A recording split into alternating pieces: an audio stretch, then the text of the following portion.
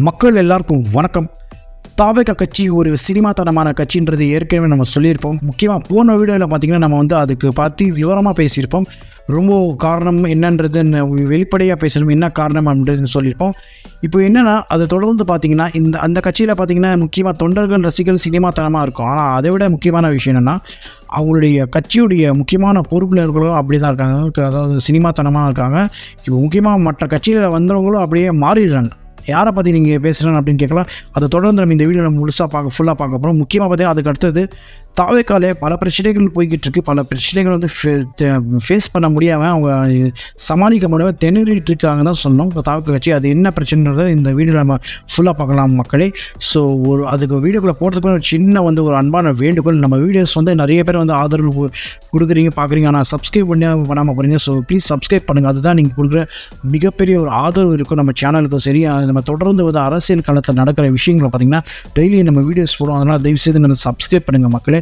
So வாங்க மக்களே நம்ம வீடியோக்குள்ளே போகலாம். ஸோ மக்களே பார்த்தீங்கன்னா முக்கியமாக தாவேகா கட்சி ஒரு சினிமாத்தனமான கட்சி அப்படின்னு நம்ம பேசியிருப்போம். அந்த போன வீடியோவில் பேசியிருக்கோம் ஃபுல்லாக காரணம் என்னன்றது.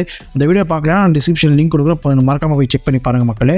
முக்கியமாக தாவேகா கட்சி சினிமாத்தனமான கட்சி காரணம் பார்த்திங்கன்னா நம்ம பல விஷயங்கள் இருந்தாலும் அதில் முக்கியமாக பார்த்திங்கன்னா தொண்டர்கள் ரசிகர்கள் அது பார்த்திங்கன்னா அவங்க சினிமாத்தனமாக இருக்காங்க. சரி, அது அவங்க சினிமாத்தனமாக இருந்தாலும் இன்னொரு பக்கம் பார்த்திங்கன்னா அதை விட பயங்கரமான விஷயம் என்னென்னா தாவேகா கட்சியில் இருக்கிற முக்கியமான பொறுப்பினர்களும் அப்படி தான் இருக்காங்க. முக்கியமான முதற்கட்ட தலைவர்களும் அப்படி தான் இருக்காங்க. அந்த கட்சியில் சினிமாத்தனமாக பேசுகிறாங்க, சினிமாத்தனமாக தான் இருக்காங்க.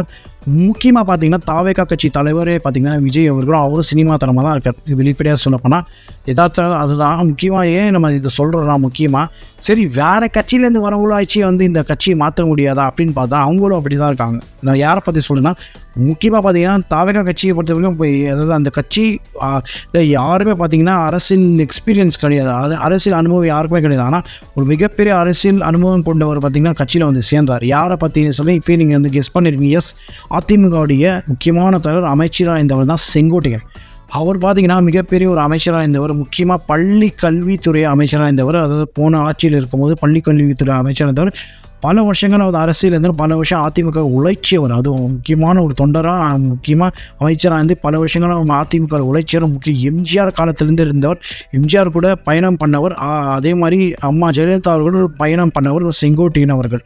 அவர் பார்த்திங்கன்னா வெளியில் அனுப்பிச்சிட்டாங்க. அதாவது தெரியும் உங்களுக்கு காரணம், அது நம்ம எல்லாருக்கும் தெரியும், விவரமாக சொல்ல அவசியம் இல்லை. முக்கியமாக பார்த்திங்கன்னா அதிமுக கட்சி பார்த்திங்கன்னா பழைய அதிமுக கட்சியில் இப்போ இருக்கிற எடப்பாடியுடைய அதிமுக கட்சி பார்த்திங்கன்னா பல பிரச்சனைகள் போய்கிட்டு பல பேர் வெளியில் அனுப்பிச்சிடுறாரு நம்மளுடைய எடப்பாடி பழனிசாமி.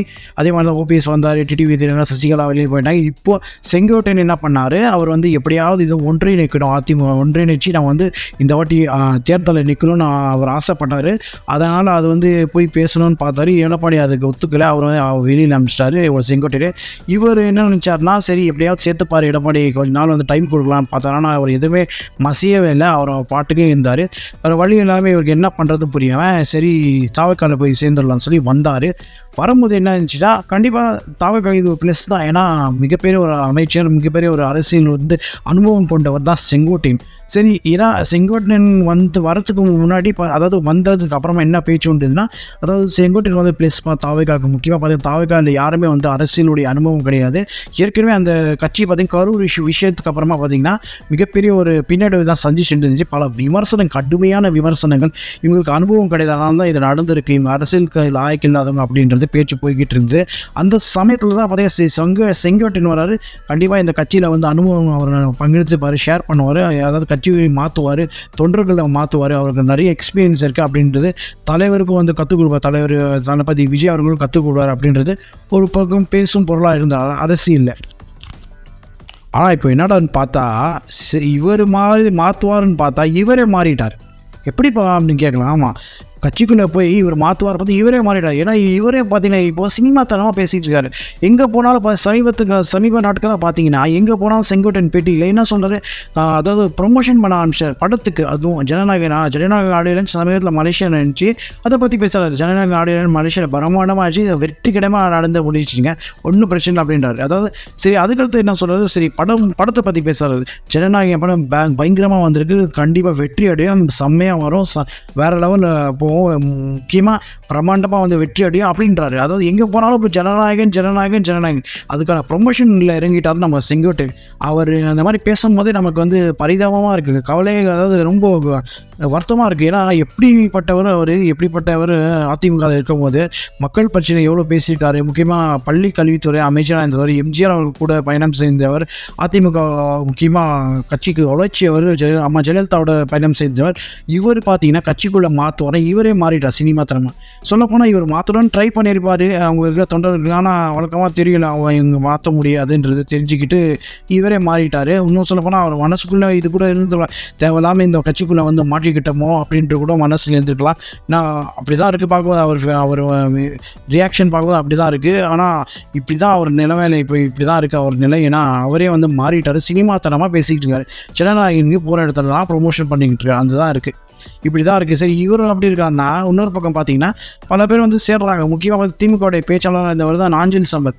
அவர் பயங்கரமான பேச்சாளர், திமுக பயங்கரமாக பேசுவார், கடுமையான விமர்சனங்கள் வைப்பார். இப்போ என்னடானா அங்கே போய் பார்த்தீங்கன்னா தாவைக்கால போய் சேர்ந்தார், அங்கே போய் பேசுகிறாரு. ஆனால் அவரும் சினிமா தனமாக பேச ஆரம்பிச்சிட்டார். இதுதான் கட்சியோட நிலைமையாக இருக்குது, சினிமா தனமான அரசியல் தான் பண்ணுறாங்க. இதனால தான் நம்ம சொல்கிறோம், இவங்க அங்கே வெளியில் இந்த வந்தவங்களும் அப்படியே மாறிடுறாங்க.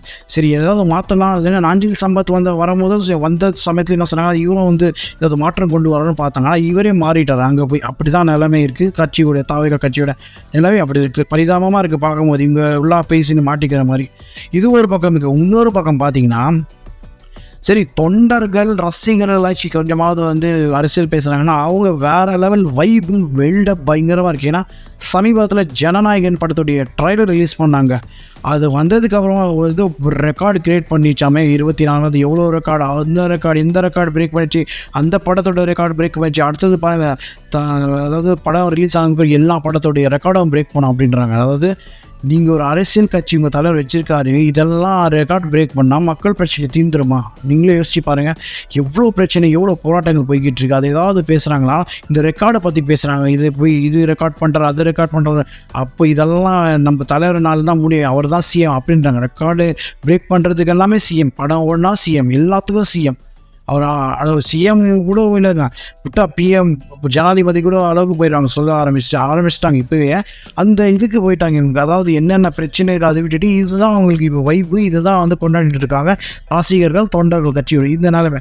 சரி, கட்சி என்ன பண்ணிட்டு பார்த்தீங்கன்னா அவங்க ஒரு பக்கம் வந்து பிரச்சனைகளை சமாளிக்க திணறிட்டு இருக்காங்க. என்னப்பா பிரச்சனைன்னு கேட்குறீங்க? ஆமாங்க, கரூர் இஷ்யூ பல மாதமாக அதுலேயே மாட்டிகிட்டு இருக்கு, இன்னும் மாட்டிகிட்டு இருக்காங்க. ஏன்னா சமீபத்தில் தான் சிபிஐ வந்து டெல்லிக்கு கூப்பிட்டாங்க. யாருக்கு?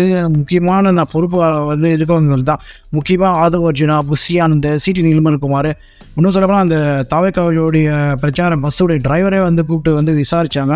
பல பேர் விசாரிச்சாங்க. அதே சமயம் வந்து அரசு தரப்புலேருந்து பார்த்திங்கன்னா கரூரில் இருக்கிற டிஎஸ்பி, ஏடிஜிபி எல்லாருக்கும் வந்து விசாரிச்சிட்டாங்க.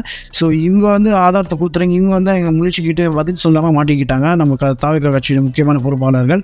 இப்போ என்னென்னா முக்கியமாக இப்போ விஜய்க்கு சமன் அனுப்புவாங்க. சமன் இப்போ இந்த மாதத்தில் அனுப்பிச்சு அவரே வந்து கூப்பிட்டு விசாரிக்கணுன்னு சொல்லி இப்போது அரசியல் பேசும் பொருளாக இருக்குது. அவரும் கூப்பிட்டு விசாரிக்க சொல்லப்படுது. அது நடக்கிறதுக்கு வாய்ப்பு இருக்குன்னு தான் சொல்கிறாங்க.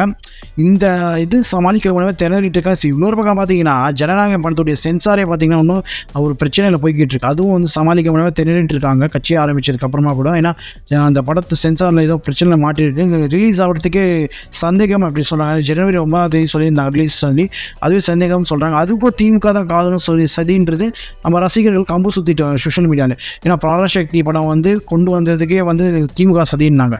இப்போ இந்த சென்சார் படம் திமுக சதின்றாங்க. எப்படியோ வரவிடாமல் பண்ணியிருந்தோம், பராசக்தி வந்து வெற்றி அடைய வச்சுருந்தோம், அதனால் வந்து தேட்டர்லாம் அதிகமாக வாங்கியிருக்காங்க. பராசக்தி பல விஷயங்கள் வந்து சோஷியல் மீடியாவில் இஷ்டத்துக்கு வந்து போடுறாங்க. நம்ம விஜய் ரசிகர்களும் தாவேக்கா தொண்டர்களும் கம்பு சுற்றிட்டு இருக்காங்க.